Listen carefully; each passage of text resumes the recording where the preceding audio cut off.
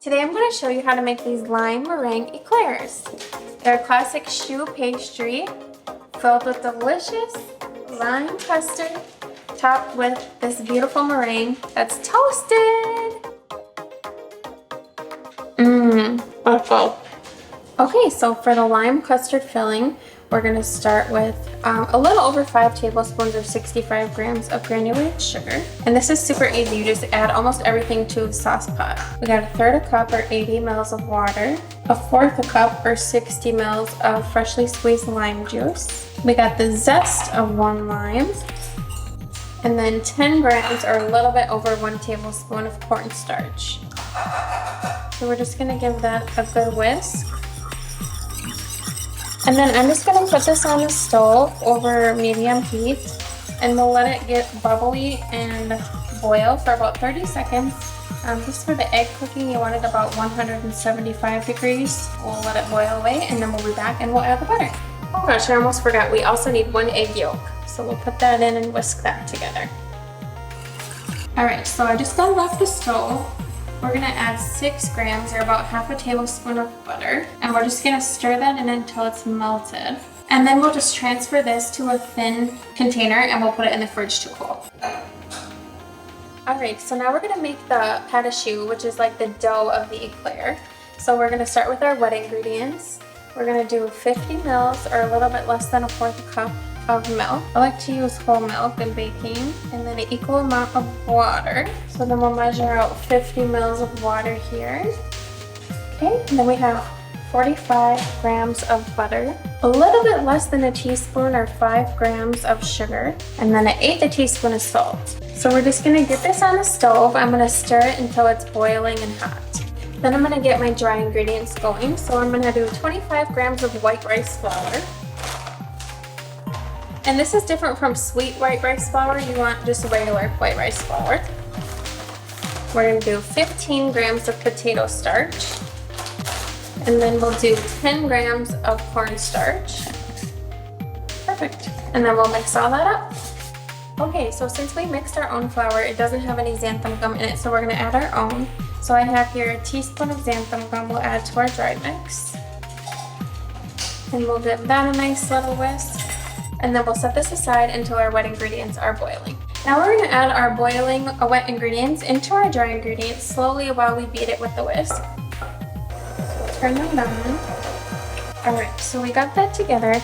Traditionally you add this all while it's in the pot, but I got a little tip from the Loopy Whisk. If you don't know her, check her out, she's awesome. She recommends adding it separately, the wet to the dry, so that it gets rid of any flour clumps, and then re-adding it back into your saucepan to get the steam out. So we'll do that. So what I'm going to do is just add this mixture back to our saucepan, and then we're going to bring it back to the stove, and we're going to go over low to medium heat just for a couple minutes while we're stirring it.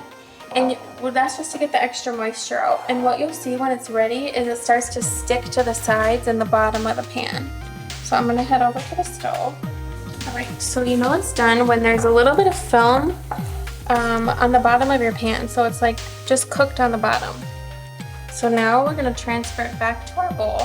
And what I'm going to do before we add our eggs, which is the final step, we're just going to mix this for about 30 to 60 seconds to allow it to cool a little bit and also release a little bit more steam because we want it pretty dry when we add the eggs. So here we go. So now to add our eggs, it's hard, you have to do it a little bit by look because it's just an approximate amount of eggs. So we're going to add approximately 2 eggs. What I did is went ahead and whisked up the eggs here, and we're going to add it slowly, probably in like 4 or 5 different increments. And then I'll show you when we get to the consistency, but what consistency we want the batter. So we'll just slowly mix this in. Alright, so I added our 2 eggs, and as you can see, it's still super thick. It's not falling off here at all. So what we're going to do is get a 3rd egg, we're going to whisk it up, and then we're going to add a little bit at a time until we get the right texture. Okay, so you want it to be glossy and thick but pipeable. So it should form a V here off the end of your spatula. I transferred this to a piping bag and I just have a round tip on here. And I'm just gonna pipe these approximately 4 inches long and about 1 inch wide. So we'll just use this as a guide and see how many we get. All right, so I just used this little paper as a guide. I just drew 2 4-inch lines on it. And then follow the rest. Now I'm just going to take a finger with some water and smooth out any ridges.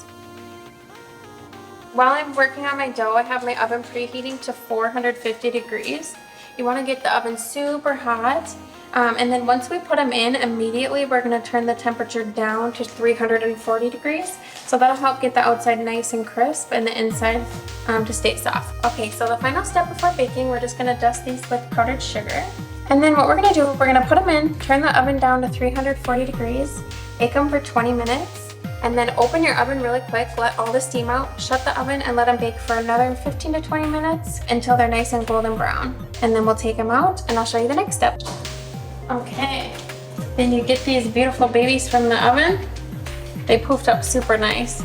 And you're gonna put a little bit of a hole, see if they're really hot, let's see, in each one, just to release a little bit of steam, and then we'll let them sit for 10 minutes. These have been cooling for about 10 minutes, so what I'm gonna do is just take them and slice them in half. So we'll just slice them all in half, and then just keep them paired up together, so because we'll top them back up.